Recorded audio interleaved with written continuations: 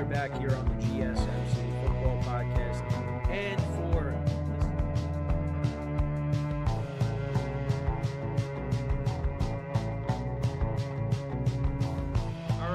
we are back here on the GSMC Football Podcast. And for the final.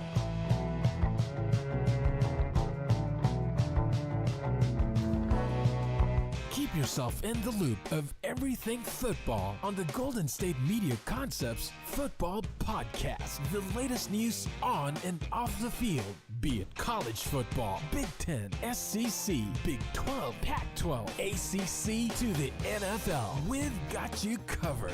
Listen to the Golden State Media Concepts Football Podcast.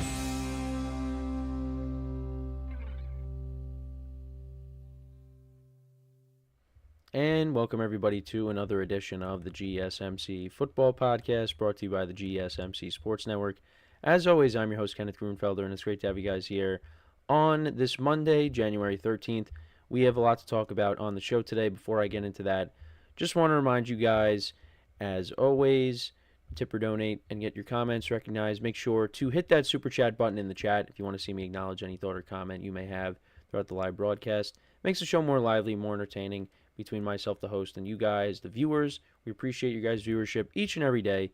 So any contribution you can make to the show means the world to us as we put out content for you guys each and every day. And also, the other way to help out the show is by going to the link at the bottom of the show segment on the ticker, gsmcpodcast.net. That is gsmcpodcast.net. So let's get into what we are going to discuss for today. So we're going to start off the show. We are going to recap probably the best game of Wildcard Weekend, Super Wildcard Weekend, I should say. And that is the Commanders-Buccaneers game. The Commanders picking up the win. Washington, they get their first playoff win since 2005. So we'll get into the specifics of that in just a second. Then in the second part of the show, we'll also talk about news that broke on Friday. And this happened after my show. And that is Deshaun Watson rupturing his Achilles again. And what that means for the Browns, especially with the draft coming up. We'll talk about that as well. Then we'll also get into talking about the Ravens and their win over the Steelers on Saturday, 28-14. Get into the specifics of that. We'll talk about the Patriots naming Mike Vrabel their next head coach. And then in the final part of the show, we will preview tonight's game between the Rams and the Vikings. So let's get into the first topic now, which is talking about last night's game between the Commanders and the Buccaneers. So this was a rematch from Week 1. One of the rematches from Week 1. We had the Packers and the Eagles on before that. We'll preview the rest of recap the rest of the playoff games tomorrow, but this was probably the best game of the weekend. The games were pretty lackluster, and yeah, it didn't disappoint. But the first game, when these two teams matched up, was kind of a blowout. The Bucs handled their business in Week 1, but not so much here. And I did figure this was going to be a more competitive game. The Commanders, obviously that was Jane Daniels' first career start. As the season has gone on, he's gotten better, and the Commanders as a team have gotten better. I mean, look at them. They've won 12 games. They deserve to be in this spot. And, yeah, so to kind of go through it, the Buccaneers, they went down the field and got points on their first drive of the game. They went 8 plays, 38 yards. Chase McLaughlin kicked a 50-yard field goal to make it 3-0. The Commanders turned it over on downs on their ensuing drive. They went forward on 4th and 2 from the Tampa Bay 20. They did not get it. The Bucs didn't turn that into anything. They punted on their next possession. But then the Commanders, an impressive drive, 17 plays, 92 yards, 9 minutes of time of possession down the field. And they did go for it on 4th and 1 on this drive. Eckler was able to pick it up with a 2-yard run. And then they got down to the Buccaneers 10. Well, actually, it was 2nd and goal from the 8. Jane Daniels lost a couple of yards on a play. And then Jane Daniels connected with De'Ami Brown for a 10-yard touchdown. And that made it 7-3. Then it was 10-3 Commanders. In the second quarter, they had a Zane Gonzalez field goal.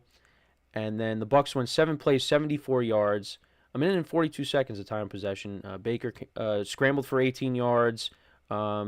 he trucked Bobby Wagner. I think that was the play he trucked Bobby Wagner on.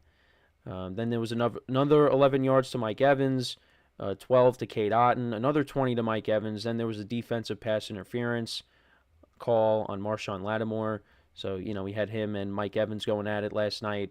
And then Baker connected with Mike Evans for a 1-yard touchdown, so that tied the game. And that was what the score was at the half.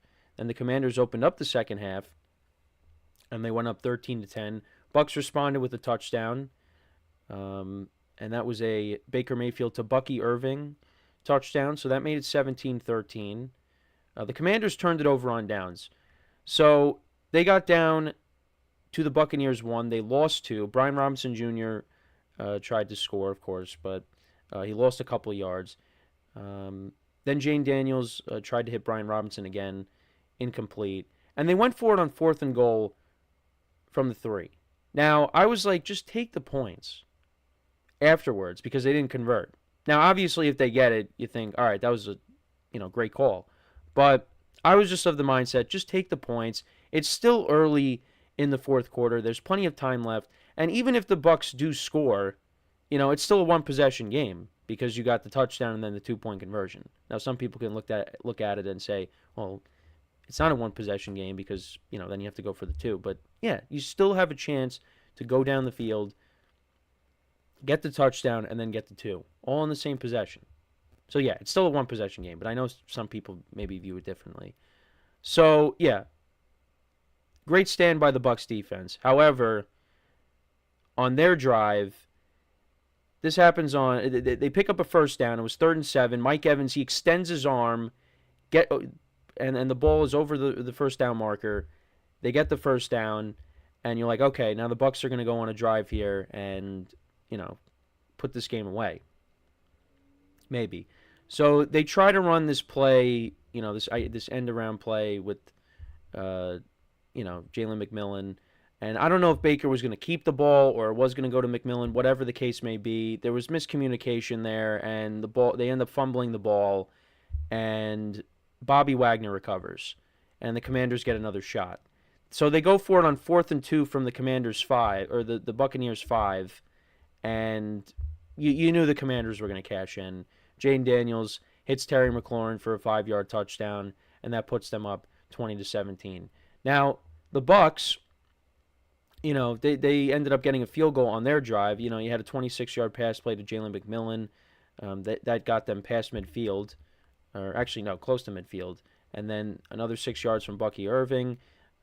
Baker connected with Cade Otton on 3rd and 2 for 20 yards. And it was 3rd and 1. And you thought, okay, let's see if they get this first down here. And there was miscommunication on the snap. It was a blown-up play, and they hand it off to Bucky Irving. He loses 2 yards, so they got to settle for 3. And my friend texted me this, and I pretty much agreed. Baker's probably not getting the ball back. And, yeah, he ended up not seeing the ball again. The Commanders went 10 plays, 51 yards, got into field goal range, and Zane Gonzalez kicks the game-winning field goal. But it was a doink. It hit off the upright, but it goes in. So the Commanders pick up the win, and Jane Daniels, he made some big plays on that possession to get them in field goal range. 3rd and 6, he connects with De'Ami Brown for 21 yards. Then 2nd and 10 to Eckler for 18. That was a good throw. And then on 3rd and 2, the Bucs had Jane Daniels. They had him. It was a design run. They had him. He stiff arms the Buccaneers defender, and he gets the first down.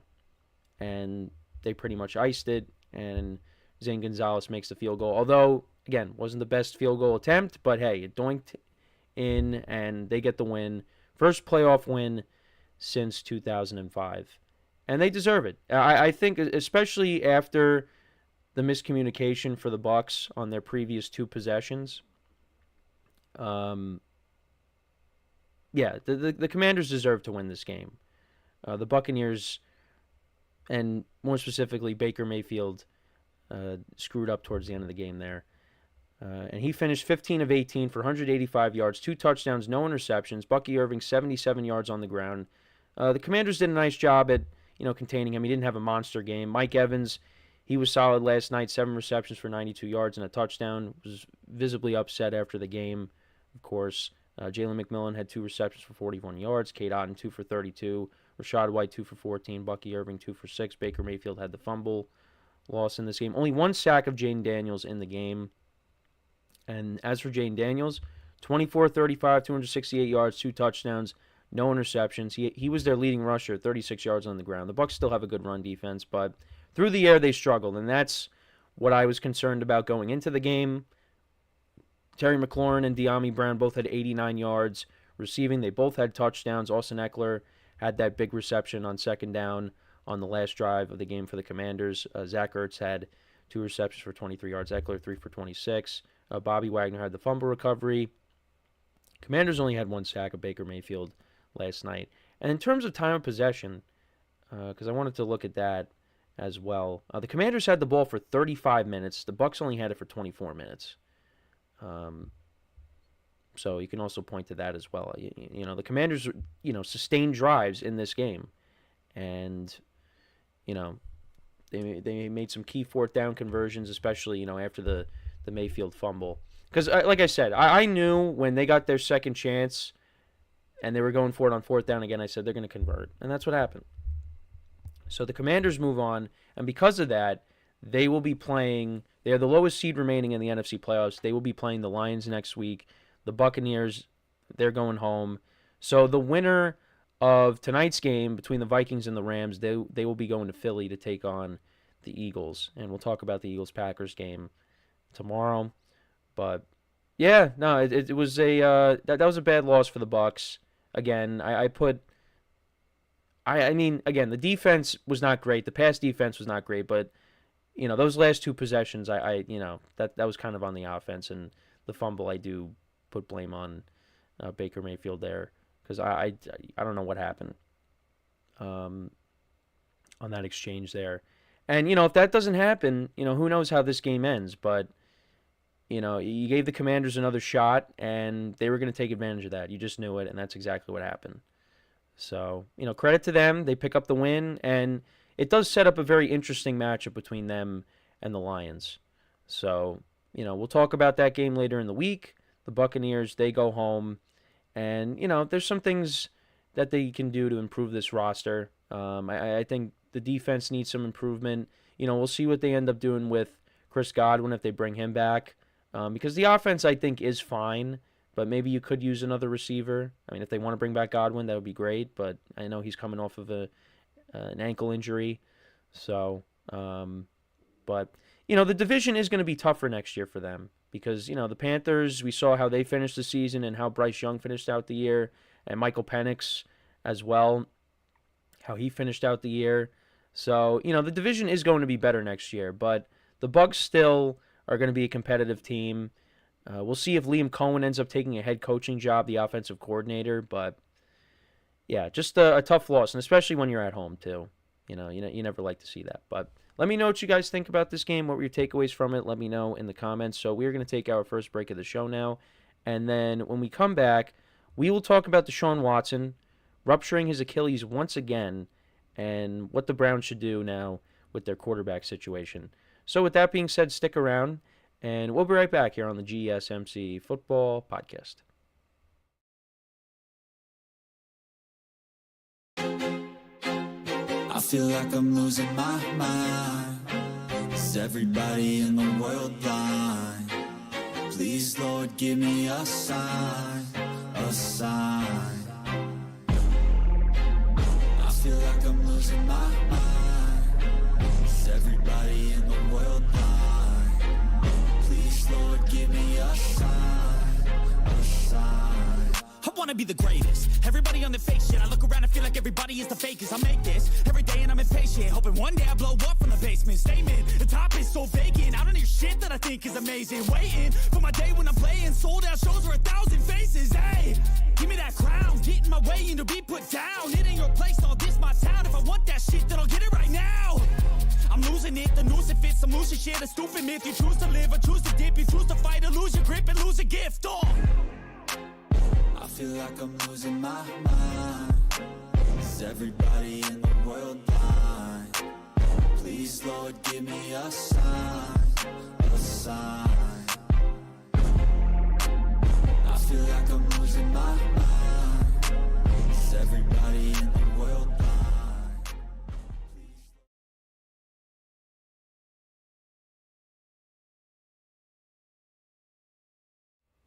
All right, and we are back here on the GSMC Football Podcast. And for the second part of the show, we're going to now get into talking about Deshaun Watson of the Cleveland Browns once again re-rupturing his Achilles. And it seems like he's going to miss a lot of 2025, but most likely, I would imagine he's going to miss all of 2025. And we were in our production meeting on Friday, and the news broke. And I'm like, well, I guess I'm going to have to talk about that next week because I already did my show. I mean, most of the hosts haven't had done their show yet, so they were able to talk about it. But this is the first time that I will be discussing it since it happened. So he underwent surgery Thursday for tearing his right Achilles tendon again. We didn't hear about it till Friday. Recovery time and return to play status is uncertain, but he will likely miss significant time during the 2025 season, and that's what sources told Adam Schefter. Watson's recovery is expected to take at least 7 months. During his season-ending exit interview earlier this week, he did complain about some discomfort after rolling his ankle while in Miami, and an MRI revealed a re-rupture to his Achilles tendon and had to go through surgery. Now, he tore his Achilles on October 20th, and that was the second straight year that his season ended prematurely. The previous year, he only played 8 games, and that was before he, hurt his throwing shoulder. And, the Browns made the playoffs last year. This year was a disaster. They did not get the same level of play at quarterback like they did last year. And, the Browns, they reworked his contract. He has 2 years remaining on the 5-year deal, fully guaranteed $230 million. He signed back in before the 2022 season. The Browns owe Watson $46 million in each of the next 2 seasons, as he has cap hits of $72.9 million in 2025 and 2026, currently the second highest in the NFL. Watson has played in just 19 games since the Browns traded 3 first-round picks for him in March of 2022. He posted the lowest total QBR in the NFL before his season-ending injury. The Browns and Watson in late December agreed to rework his contract, adding void years that allow the Browns to push out his dead salary cap into 2030, and that's what league sources told ESPN's Jeremy Fowler. So, yeah, this contract is going to go down. This deal is going to go down as one of the worst, if not the worst deal in NFL history, because Deshaun Watson, not only has he just not played, but even when he has played, he has not been effective. He has taken a significant drop in his level of play, and now he just can't stay on the field. And the Browns are now in a spot where, you have the number 2 overall pick, probably got to take a quarterback. Now, they could go the veteran route because, there are still some good players on this roster. Now, maybe they move off of some guys. Maybe they end up trading Myles Garrett. I know that's been an idea that's kind of been floated around, but there are still good players on this team that, maybe if you do bring in a veteran, and try to compete next year, could go that route, but I don't know. I think you have the number 2 overall pick. I mean, you probably try to, take a quarterback, whether it's Cam Ward or Shedeur Sanders, unless, Deion Sanders blocks the first 2 teams, the Titans and the Browns, from taking Shedeur Sanders. But we'll have to wait and see if that happens. But the Browns got to figure out their quarterback situation. And it's just amazing how the previous season, Kevin Stefanski wins Coach of the Year because they had to start 5 different starting quarterbacks. They made the playoffs. And you go into this year and you figure, maybe, could it happen again? No. It was the polar opposite. Polar opposite to what happened the previous season. And it's just, the Browns have, haven't been able to figure it out. And, I've said it. Many other people have said it. They made a mistake moving off of Baker Mayfield because it really, that decision was not a good one. Kevin Stefanski, I guess, didn't really want Baker. And we also talked about this as well. I mean, Baker's a different guy than he was a few years ago. He's definitely matured more from everything that he's been through. So I guess I get it from that perspective. But either way, they haven't done anything since he's left. Since they got Watson. I mean, they took a risk. Now, at the time, we thought Deshaun Watson was going to be an upgrade over Baker Mayfield, even though he missed an entire season. And like I said, even before the injuries, he wasn't playing up to his standard. Because Deshaun Watson, before all the off-the-field stuff happened, he was one of the top quarterbacks in the NFL. And then all of that stuff came out, missed the season. He played a little bit towards the end of the 2022 season and then, played a little bit last year. And it's just, he just wasn't the same guy. Now he's ruptured his Achilles twice in a matter of months. I mean, is he ever going to step on the football field again? I mean, his intentions are probably, yes, he's going to try to. But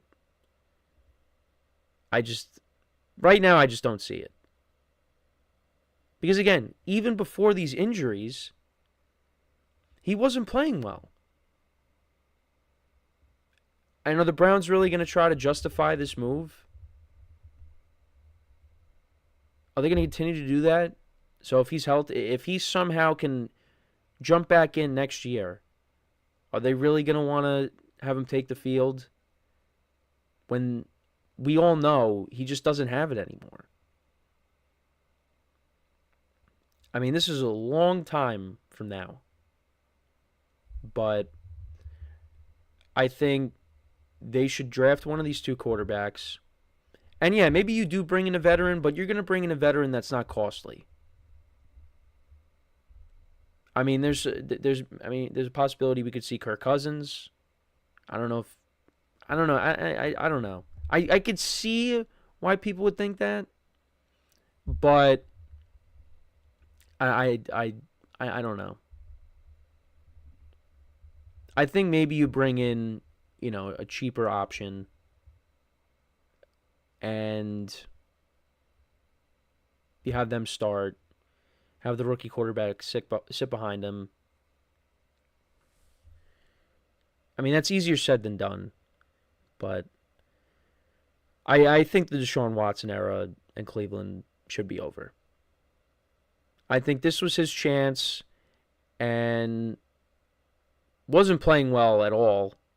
Like, at least last year, like, they went on the road and they beat the Ravens. He had some flashes, but this year there was nothing. I think their only win was against Jacksonville with Deshaun Watson. And Jacksonville was not good either. So I just think the Browns got to go in a different direction. I think, if you have Watson on the roster, so be it. But I don't think he should play another snap for this team. And that's the case, I don't think he should play another snap, period. Because I just don't think he doesn't. I just think he doesn't have it anymore. And back-to-back Achilles injuries. I mean, that's very tough to come back from. So that's kind of where I'm at with the Deshaun Watson situation. But this is what the Browns did. They took a risk and they gave up a lot. They helped out the Texans and their rebuild because now they've been a playoff team back-to-back years and they got a playoff win on Saturday. Again, we'll get into that this week as well. They defeated the Chargers. That was a rout. Well, it became a rout late, but they got the win. They'll be playing again this upcoming weekend. But they helped out the Texans with their rebuild by getting Deshaun Watson, taking him off their hands. And, they finished in last in their division. And that's the other thing, too. They even with Deshaun Watson, I mean, the Bengals, they had a disappointing year. They got hot late, but, you figure they're going to figure it out next year, get better defensively. The Ravens are still going to be there. The Steelers are always competitive, even though they got to figure out their quarterback situation. But right now the Browns are last, and they got to figure some stuff out. And again, there's still some good players on this team. They got one of the best defensive players in the league, if not the best defensive player in the league. You saw how the Jerry Jeudy trade worked out for them. He played well for them this year. The defense as a whole is still, a solid unit. Might have to do some revamping. David Njoku's a solid tight end. We'll see what they end up doing with Nick Chubb. He might be gone. But, like I said, there's still talent on this team. But they need to figure out the quarterback situation. And there's a couple things they could do. And they got a high draft pick. Now, maybe they could trade down. Who knows? But they are going to prioritize it, and they've said it. They were going to bring in competition for Watson before he tore his Achilles again. But there are things they could do. If they draft a quarterback, bring in a veteran, you do both, we'll have to wait and see. But let me know what you guys think about Deshaun Watson rupturing his Achilles again. What do you think the Browns should do with their quarterback situation? Who do you think is out there that they could bring in that would be a good fit? Or maybe you just think they draft a quarterback and you just bring in a backup. Let me know in the comments. So before we go to break, just want to remind you guys once again to tip or donate and get your comments recognized. Make sure to hit that super chat button in the chat if you want to see me acknowledge any thought or comment you may have throughout the live broadcast. Makes the show more lively, more entertaining between myself, the host, and you guys, the viewers. We appreciate you guys' viewership each and every day. So any contribution you can make to the show means the world to us as we put out content for you guys each and every day. And also the other way to help out the show is by going to the link at the bottom of the show segment on the ticker, GSMCpodcast.net. That is GSMCpodcast.net. So when we come back from our second break, we will talk about the Ravens-Steelers game from Saturday. We'll talk about the performances by Lamar Jackson and Derrick Henry, and the Steelers once again losing another playoff game, and they were one and done. So we'll get into all that when we come back. So with that being said, stick around, and we'll be right back here on the GSMC Football Podcast. Looking for your daily fix of sports talk without having to pay for it? GSMC Sports Network is available on YouTube. Just search GSMC Sports Network. Get your fix of daily sports talk shows on YouTube, absolutely free. NFL, college football, NBA, MLB, MMA, UFC, fantasy football, and so much more. GSMC Sports Network has shows running all day long, with new sports shows starting every 2 hours. Just like on your favorite cable sports channel, except GSMC Sports Network is absolutely free. Just search GSMC Sports Network on YouTube to catch one of your new favorite shows, like the GSMC College Football Podcast, Chip Shot Football Podcast, Hoops and Heels Women's Sports Podcast, GSMC Basketball Podcast, and so many more. Check it out for yourself. GSMC Sports Network, now available on YouTube absolutely free. Search GSMC Sports Network on YouTube right now.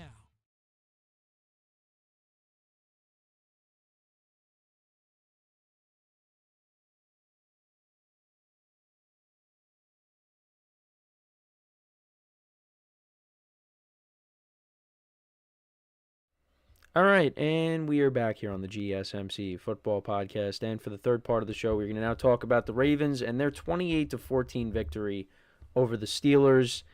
And yeah, this was not really much of a game from start to finish. Now, the Steelers, they got shut out in the first half. They finally, showed a little bit of a pulse in the second half, but it was just too little too late. The Ravens were clearly the better team, and that showed once again. Now, this game was a little bit... I don't even know if I want to say that. This game was never really close. I mean, I guess when you look at the final score, it was closer than when they lost 34-17, but it's just not really saying much. The Steelers just... at least in that game, though, it was tied for a little bit. But here, it's just the Steelers came out with... It just seemed like no energy. It's just... Their first drive of the game, they go 3 and out. Ravens go right down the field and score a touchdown. The Ravens just have better players. Right? So the Steelers got the ball. They punted right away. Ravens went 13 plays, 95 yards. Took up a lot of clock. Felt like they had the ball forever. Like the Steelers just barely had the ball in this game. The Steelers went 3 and out on their next possession. They actually got the Ravens to punt on their second drive, but then the Steelers punted again. Then it was 14-0. So Bateman scored the first touchdown. Derrick Henry scored the second touchdown, and he had a monster game. Almost 200 yards rushing in the game for him alone. But yeah, the Steelers, 4 straight punts to open the game. It was 21-0 at the half. Finally, you had... and this was right before the end of the first half. Lamar Jackson connected with Justice Hill for a 5-yard touchdown. Good to get him back. It was 21-0 at the half, like I said. Ravens punted to open up the second half. And then the Steelers, 9 plays, 98 yards. They finally got something going. They were backed up in their own territory. They were at their own 3. Russell Wilson completes a pass to Calvin Austin for 25 yards, and then they were off and running. He had 37 yards to Mike Williams, and then later in the drive, Russell Wilson connected with Van Jefferson. There was some miscommunication on that play for the Ravens. And, Van Jefferson scored a touchdown. But actually, I also forgot to mention, in the first half, the Steelers, they had a chance to put up some points because George Pickens had a big play that got called back because there was offensive PI. It was a 49-yard reception by George Pickens. This would have put them at the Ravens 7, but it gets called back because of offensive PI. So it could have been 14-7 at the half, and maybe the Ravens still score some points before the end of the half. Who knows? But at least, they would have been closer. Because I think the Steelers would have definitely gotten points on that drive. Whether it was a Boswell field goal because he never misses or maybe they punch it in, who knows. But that was a killer penalty in the first half. But yeah, so the Steelers made it 21-7, and you thought, okay, maybe they can get something going. If they can get a stop here, get the ball back. No, because the Ravens go 4 plays, 70 yards. Derrick Henry, a 44-yard rushing touchdown, and that made it 28-7. But then the Steelers answered with a George Pickens 36-yard touchdown. So that made it 28-14, but then nobody scored after that. That was the final score. The Steelers, on their side of things, Russell Wilson went 20-29 for 270 yards, 2 touchdowns, no interceptions. Steelers only ran the ball for 29 yards. That might have been Najee Harris's last game as a Steeler because they didn't pick up his 50-year option. And I think that's the right move because even though he finished over 1,000 yards, he just wasn't great. Had some good games this year, but I think the Steelers need to move off of him because he's not when you see Derrick Henry and you see Saquon, they have these explosive runs. Najee Harris doesn't have that kind of burst for him. He's a bruiser. He gets those tough yardages, but he's just not a guy that has a lot of explosive runs. And I think the Steelers, they just lack explosive-ness on this offense. And I think they need to move off of Najee Harris, which is what they're going to do. That's why they didn't pick up his 50-year option. George Pickens, 5 receptions for 87 yards and a touchdown. Van Jefferson had 2 for 37 and a touchdown. Najee Harris, 3 for 41. Mike Williams, 1 for 37. Calvin Austin, 1 for 25. Steelers defense, 1 sack. 1 sack of Lamar Jackson on that play. And actually, I forget which drive that was, but that was a big play. And then it turned into 2nd and 20, and then on the next play the Ravens got all those yards back for a first down. That was the kind of night they had. Anyways, with the Ravens now, Lamar Jackson, he went 16-21 for 175 yards, 2 touchdowns, no picks. Derrick Henry, 26 carries for 186 yards, 2 touchdowns. Lamar Jackson had 15 carries for 81 yards. The Ravens, as a team, ran the ball for 299 yards and the 2 rushing touchdowns by Derrick Henry. Steelers' run defense just had no answers for the Ravens and their rushing attack. And it was kind of like the first game, although this was worse. I mean, almost 300 yards rushing by the Ravens in this game. Isaiah Likely was their leading receiver, 3 receptions for 53 yards. Mark Andrews, 2 for 27. Nelson Aguilar, 1 for 25. Bateman, 2 for 24 and a touchdown. Tylan Wallace, he had 1 for 21. That was what I was talking about. The Ravens, Lamar got sacked, and then Tylan Wallace got that 21-yard reception. Ravens defense, 4 sacks of Russell Wilson, and Justin Tucker went 4 for 4 on extra points. And they move on, and they will be playing in the divisional round. But like I said, the Steelers just lack explosiveness in their offense. The Ravens, they got that with Lamar Jackson, with Derrick Henry. You got the tight end, Mark Andrews, of course. Isaiah Likely, also the other tight end. And this was without Zay Flowers. But it didn't matter because the Ravens' running game just gashed that Steelers defense. And they just came out with they really just came out like they were just going through the motions. You know, there was no urgency until the second half when they finally got, something going here. But it didn't matter. It was too little too late, and it just, they traded Deontay Johnson right before the year started to get Dante Jackson, a corner, but they didn't replace him. They drafted Roman Wilson. He barely played this year, and even when he did, was just a non-factor. You go out and you trade for Mike Williams. You barely used him. Now, he's still coming off of that, ACL injury, but you got him for a reason. You got to use him. One reception. Calvin Austin, he looks like he's a good player for them. He's made some big plays for them this year, both on special teams and as a receiver. One reception that led to their first touchdown to get them out of their own end zone. And, the Steeler fans are just all over, Mike Tomlin and just how, once again, they lost another playoff game. One and done.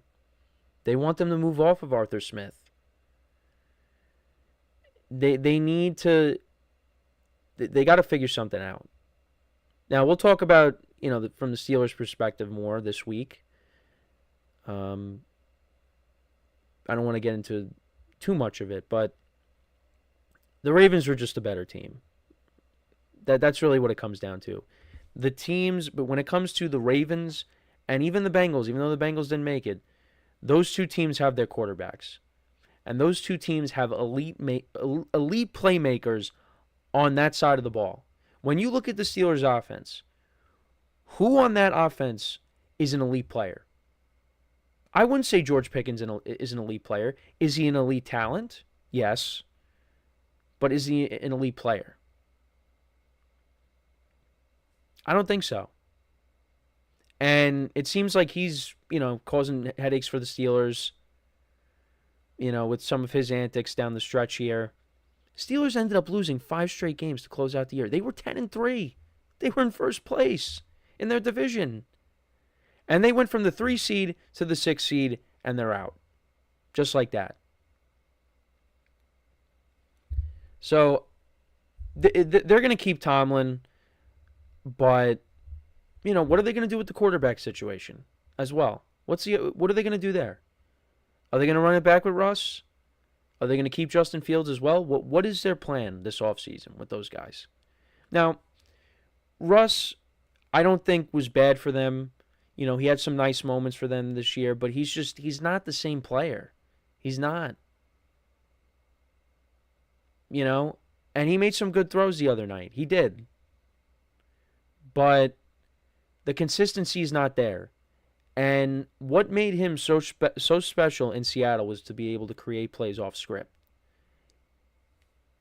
He doesn't do that anymore. That's not his game anymore. And you take that away, he's not as of an effective quarterback as he once was. Now, I think he could still play, 100%. But in this AFC, and even in your division, he's not good enough to win it for you. He's not. And, when you look at the defense is getting older. Cam Hayward's getting older. TJ Watt's getting older. They got to bring in some more talent on that side of the ball, too. But, yeah, they're just going in circles. But we'll talk about it more because, there's a Mike Tomlin topic that I wanted to, maybe get into. Because Steeler fans are just not happy. And how they are with Mike Tomlin is like how Yankee fans are with Aaron Boone. But here's the thing, at least for Mike Tomlin, he won a Super Bowl. Aaron Boone and the Yankees got to a World Series this year, or last year, but they didn't win it. But that's kind of what I would relate it to. But we'll get into that this week. But Ravens, though, they look good. And we're going to be seeing the two MVP favorites going at it next week. And that'll conclude divisional weekend. Ravens-Bills, which is going to be must-watch. Must-watch TV. I cannot wait for that game. And we'll get into the Bills and their win over the Broncos. That'll be tomorrow. But, yeah, let me know what you guys think, though, about this game. So the Ravens, they win the season series 2-1. And Steelers are once again one and done. So, yeah, we are going to take our next break. When we come back, we will talk about the Patriots hiring Mike Vrabel to be their next head coach, what that means for them going forward. So make sure to stick around, and we'll be right back here on the GSMC Football Podcast.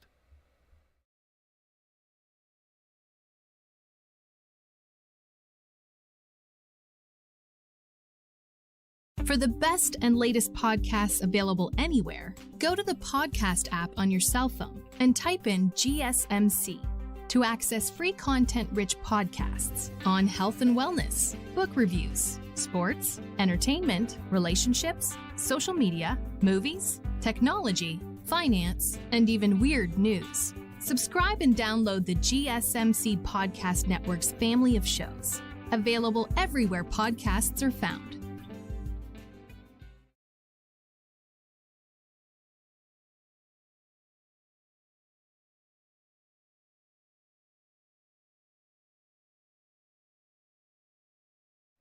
All right, and we are back here on the GSMC Football Podcast. And for the fourth part of the show now, we are going to get into the Patriots hiring Mike Vrabel to be their next head coach. So that's kind of what we were heading towards when they let go of Gerard Mayo.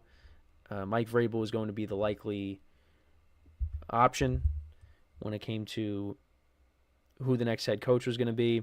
Now, I don't have the specifics, but it is going to be a multi-year contract. He will be the 16th head coach in franchise history, and he played for the Patriots. He was a linebacker from 2001 to 2008. He served as the Titans head coach from 2018 to 2023 with a record of 54-45. They made it to the AFC Championship game against the Chiefs back in the 2019-2020 season. They lost that game. They were the number one seed in 2021, and they got knocked off by Joe Burrow and the Bengals in those playoffs. Yeah, he made in the playoffs, had a 2-3 record. Also ended Tom Brady and Bill Belichick's tenure together in New England when they won in 2019, in the 2019-2020 playoffs. They won that game. They also did highlight in the article that I have here how he outsmarted Belichick when he took off, a minute and 49 seconds without running a play when they were running a punt, because there was the loophole in the rule book that Vrabel outsmarted Belichick there, and they got the win. That was a 20-13 win, low scoring, but yeah, and then he was honored by the Patriots. Got got put into the Patriots Hall of Fame. In his Patriots Hall of Fame speech in 2023, Vrabel said what he experienced in the locker room as a player in New England remains the standard of what he hopes to achieve as a coach. And he said, we held each other accountable because there was trust, there was an understanding, a respect that you could say things that needed to be said to each other. He said, every day, that's what I'm trying to recreate wherever I coach. I don't know if we'll get it, but every day I'm going to try because nothing was more important than the team. And that's courtesy of an article off of ESPN.com from Mike Reese. And, yeah, I mean, look, I think it's a good hire for the Patriots. I still do feel bad for Gerard Mayo. But when I went over that, Robert Kraft said that he felt like the team regressed and that they needed to change. But I don't know. I feel like Gerard Mayo was done wrong there.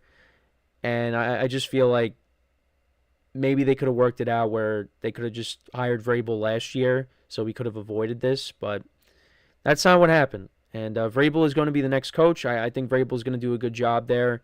I think he is a good head coach. And, the Patriots, I think, are heading in the right direction. They just need to add more talent to this team. But they have the quarterback. The defense, still has talent on that side of the ball. So but you got to continue to ramp that up again. But the offense definitely needs a lot of work. And Anthony Manzano in the chat, a show regular, he comments, the Chargers are playing with house money during the game against the Texans because a lot of people before the season didn't expect them to make the playoffs right away with the new coach. Yeah, I don't know. I still think, we'll get into that game tomorrow. I didn't talk about it today. But I will say a lot of people had the Chargers winning that game, and they ended up losing, and they looked horrible. Like, it's not like they lost a close game. Justin Herbert was not good in that game. The offense just could not get really anything going.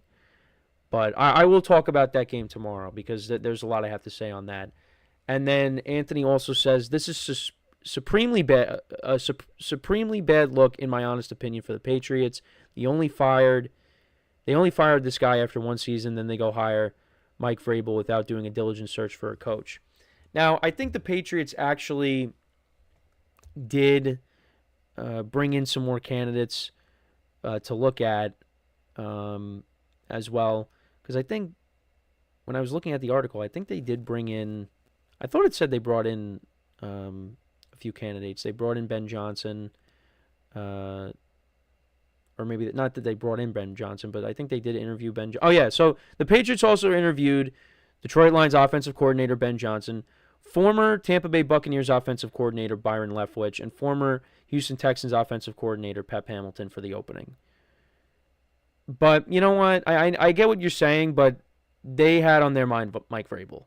When Mike Vrabel was out there, they wanted to bring him in.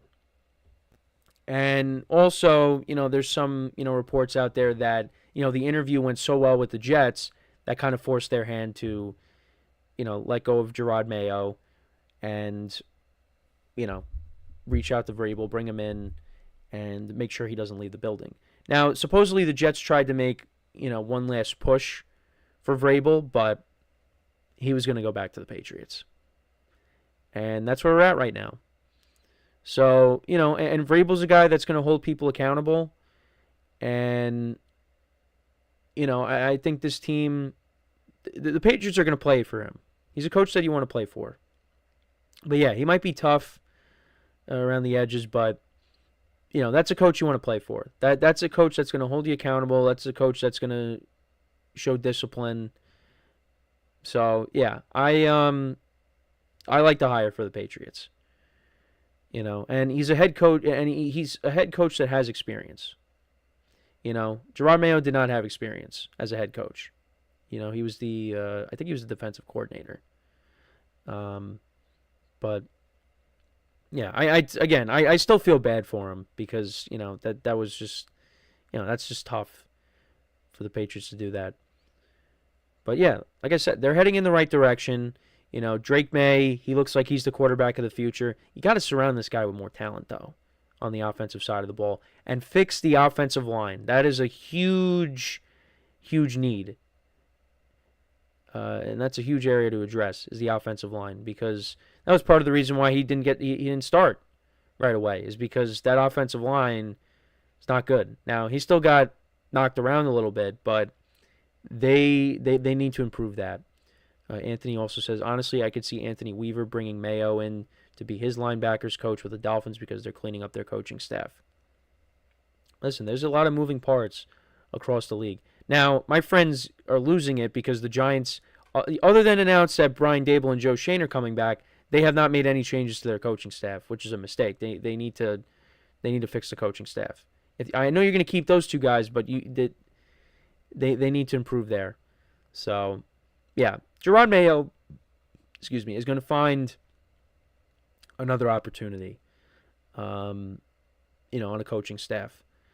And, if he went to the Dolphins, you could stick it to the Patriots for letting him go. Could do that. I don't know. I don't know how he feels. I don't know what his thought process is right now. But, yeah, it's a tough situation there. But, you look at the division for the Patriots. The Dolphins, they're a team that missed the playoffs. I mean, part of that is because Tua, got hurt. I think if he doesn't get hurt, they're playing. Maybe they would have got knocked down in the first round again, but I think they would have been playing this weekend. The Jets, I mean, who knows what's going to happen with them. They have a lot of question marks going into this offseason. And then, the Bills are the Bills. They're playing next weekend. Who's going to close the gap with the Bills? I mean, you thought it was going to be the Dolphins, and you thought I thought it was going to be maybe the Jets, because I thought they were going to have a good year, but far from it. Patriots are still, a little bit away from competing. And, we'll see how Vrabel and his coaching staff, do, and how Drake May does in year 2. Actually, I did see that maybe they bring back Josh McDaniels to be the offensive coordinator. I mean, I don't think that's a bad move. I think as an offensive coordinator, he's not bad. I mean, Mac Jones went to the Pro Bowl with him. And then, of course, he spent all those years with Tom Brady being his OC. So I think, you bring him in, a familiar face. I don't think that's bad. Because, again, as a coordinator, I think, that's fine. That's where he should be, as a coordinator. As a head coach, it just hasn't worked out. Anthony also says, would it be weird, let's say they just fired Mayo, that Mike brings Mayo back as his linebackers coach to be part of the defensive staff there? Yeah, I think it would be weird. I think because, you were the head coach and now, they fired you, but, oh, yeah, we'll bring you back. Just, you're going to be on the, you're going to be on the coaching staff, just not as the head coach, because then you're just kind of being demoted, and then I don't think that would sit well with someone. But again, that's just me. Maybe they do bring him back. I don't know. I mean, Robert Kraft did say that was a very tough decision for him, but he could just be saying that just so, to kind of soften the blow that, the Patriots are getting for this decision. But I think Mayo's going to end up somewhere else. That's my guess. But maybe I'm wrong. Maybe he does take a job to stay with the Patriots. But I mean, again, you get fired and replaced, and now it's like, all right, well, you could still come back, just as another coach on the staff. Yeah, I don't know about that. I don't think he's coming back. But let me know what you guys think, though, about this move by the Patriots. So it starts to get the ball rolling a little bit with, the head coaching position starting to fill up. We still got some other candidates out there. Well, a lot of candidates out there. But I think a team really should bring in Pete Carroll. I think Pete Carroll needs to be the next guy off the list here. Because I think Pete Carroll could still coach. I think a lot of people think Pete Carroll could still coach. I know he's on the older side, like Belichick is. But, I mean, if you're a team that, has a quarterback and, has, nucleus, I think he's the right guy to bring in. Because he'll turn that team around immediately. Like, if the Bears brought him in, if he ends up going to the Bears, I think that's a great hire for the Bears. They need that. So, we'll see. But Mike Vrabel is one of the first dominoes to fall in the coaching carousel. Anthony also in the chat says, yeah, to me, if they bring in a coordinator in New England, it's either going to be Josh McDaniels or Ryan Grubb or one of many former Saban offensive coordinators. Is it possible that Pete would want to have less pressure on him and maybe be a coordinator? No. Pete Carroll wants to be a head coach. He's not going to take a coordinator job. So, but yeah, let me know what you guys think, though, about the hire for the Patriots. Let me know in the comments. So we are going to take our final break of the show now, and then when we come back, we will preview the final game of Super Wildcard Weekend between the Rams and the Vikings. So for one final time today, make sure to stick around, and we'll be right back here on the GSMC Football Podcast.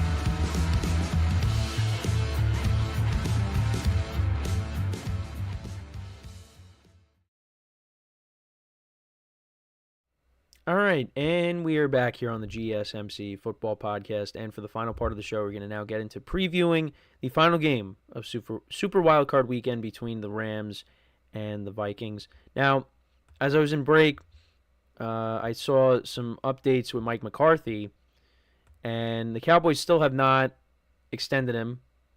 They had some meetings with him, but they have not given him a new contract, so it's possible that, he becomes a free agent. And he'll probably get a job elsewhere if the Cowboys don't bring him back. So that could be a spot for Pete Carroll, which I hope doesn't happen because that would be very beneficial for the Cowboys. And that's a team that, could use a coach like Pete Carroll because they do have the roster to compete next year and get back to the playoffs, especially when you got Dak Prescott coming back healthy next year. And they still have a lot of talent on defense. I know it was a disappointing year for the Cowboys, but I think if they brought in Pete Carroll, that would be a good spot for him. Which again, as a Giant fan, you don't want to see that, but that's just my opinion. But I think I also did bring this up too, and I definitely brought it up in my production meeting. Is how if they did bring in Pete Carroll, how would that relationship work with Jerry Jones? I just don't think that would be a good mix. But anyways, so this is the final game tonight of the weekend, Rams-Vikings. It will be played in Glendale, Arizona because of, we talked about this, of the fires on the West Coast in California. And, again, seeing more videos and posts on it, it's a very tough situation going on over there. So that is why this game is now being played over in Arizona. And the last time these two teams played against each other, you got to go way back to Week 8. Rams won that game 30-20. The Rams, they were coming in that game at 2-4. Vikings actually just dropped their first game to the Lions, and they lost that game. The Rams ended up getting Cooper Kupp and Puka Nacua back for that game, and they looked like a completely different offense. Matthew Stafford had 4 touchdown passes in that game, 279 yards. Kyron Williams, 97 yards on the ground. Puka Nacua, 7 receptions for 106 yards. Cooper Kupp had 5 for 51 in the touchdown. Demarcus Robinson had 2 touchdowns. The Vikings went right down the field on their first 2 drives. Well, actually, both teams scored touchdowns on their first 2 drives. But then the Rams, took over in the second half. You had that controversial no call on the face mask of Darnold that led to the safety. And Darnold was decent in the game, 18 to 25, 240 yards, 2 touchdowns, no picks. Justin Jefferson had 8 receptions for 115 yards. But they ended up losing that game. So how is this game going to go? Well, the Rams offense, excluding last week, they have struggled to put up some points. They put up 19 points against the Jets. Well, actually, they put up 12 points the previous week against the Niners, but that was a bad weather game. So, 12 points, 19 points, and then 13 points against the Cardinals. And if you want to go a little bit further back to Week 14, that was when they put up 44 points against the Rams, or against the Bills. Now, do I think that that's going to be the case tonight? Do I think that the Rams are going to struggle once again? My answer is going to be no. I think the Rams offense will have a good game tonight. They're going to have to. Now, they're playing in a different venue. And we had some conversations about this. Because the game is being moved, how is that going to affect the game? Well, to be honest, I don't think it's really going to affect the game at all. Because even if they were playing in SoFi Stadium, that stadium will be filled with Vikings fans. And I think that's what happened when we had the first game between these two teams, and the Rams won that game. So I don't think it's going to be that much of a difference, if I'm being completely honest. Now, the Vikings are coming in off of a performance last week that was not great. It was for the division. Sam Darnold did not play well in that game. Was under pressure a lot in that game as well. Lions defense really got to him, but also he missed a lot of throws. He missed guys in the end zone. Did not have a good game. So he's going to want to come out and, have a redemption here. And especially against a team that, he lost to already this year in the Rams. And, the Vikings, look, they got playmakers all over the place. The Rams defense, that's a unit that has played better as well as the season has gone along here. And, on the offensive side of the ball, once the Rams got their playmakers back, they were off and running. And they were in the playoffs once again as division champs. Now, the winner of this game plays the Eagles. Now, we already saw the Rams play the Eagles this year, and the Eagles dominated, and Saquon Barkley had 240 yards rushing in the game, I believe. The Vikings, we haven't seen them match up against the Eagles. So that's who the winner of this game will match up against. But we'll talk about that, when this game concludes and we have a winner. But I think both defenses, they're both solid units going into this game. I don't think did the Vikings get to Stafford at all? I feel like they had no sacks of Stafford in the game. So go back to the game again. The Vikings defense, they didn't get to Stafford at all. I think that's going to be different tonight. I think they'll get to Stafford. They actually almost got to him on the Cooper Kupp touchdown, but he was able to avoid it and get it to Kupp. Rams defense had 3 sacks of Darnold. I think really it's going to come down to, for the Vikings, it's going to be how well Darnold plays. If Darnold does not have a good game, I don't think they have a chance. Because again, you saw the game last week against the Lions, it was close. It was 10-9 in the third quarter, and then all of a sudden the Lions just pulled away. The defense, despite Darnold's struggles, kept them in the game. And Darnold and the offense just could not get anything going. They went for it on 4th down a couple times. They didn't get it. So, it could have been a different game. But Darnold has to play better. And makes me wonder what's going to happen if, he doesn't play well in this game. Are the Vikings still going to offer him a contract? I mean, I think he's played well enough where, you still give him a contract, but it's just, $40 million? It's tough. And I went back because of how this weekend went, because a lot of the guys that got paid this offseason, when looking at quarterbacks, some of them, made the playoffs. A lot of them missed the playoffs. And I think the top 5 highest paid quarterbacks combined, no playoff wins. No playoff wins. I wanted to get into that At some point this week, I wanted to discuss that because it's amazing how a lot of these guys got paid, and none of them made the playoffs, or they made the playoffs and they didn't win a playoff game. Because Jordan Love was one of those guys. He ended up losing. So I wanted to get into that as well at some point because I just think it's fascinating how, you see, you look at the names and missed the playoffs, made it but didn't win a game.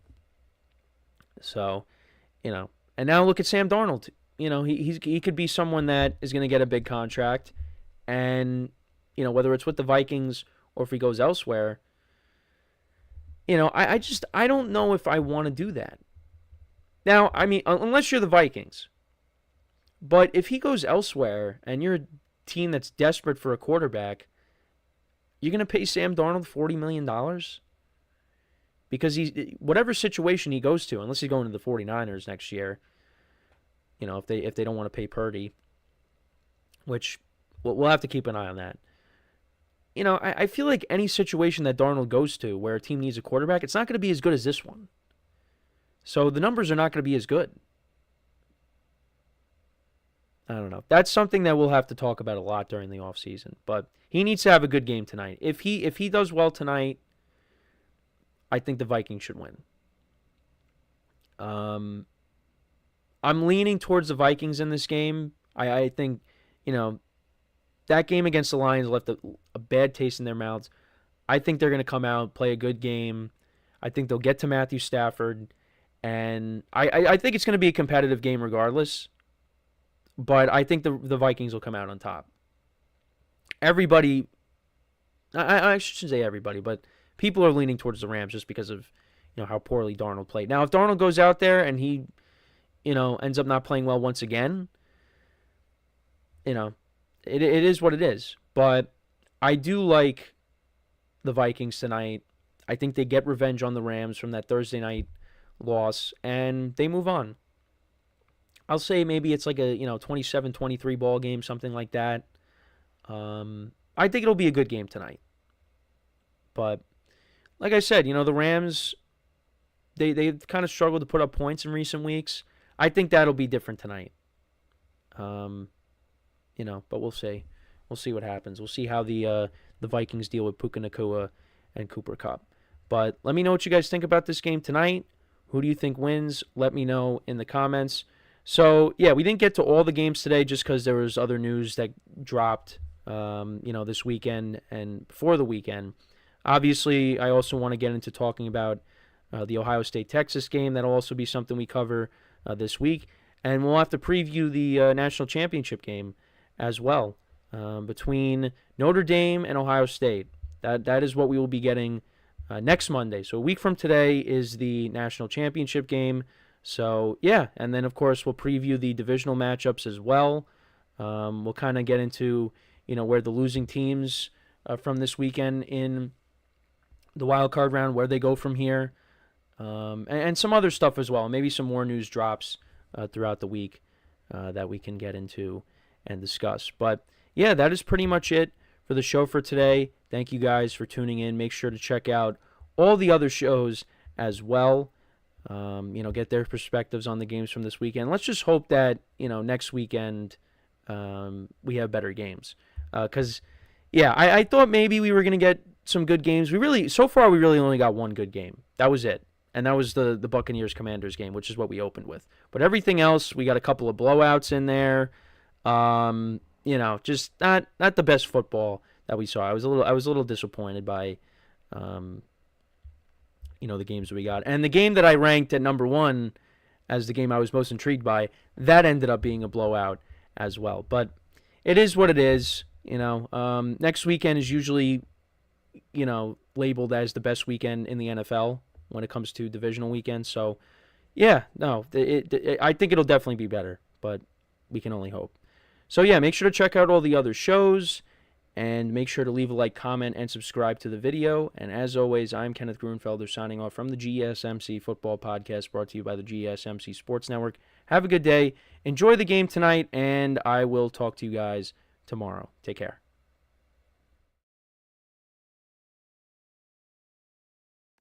Let's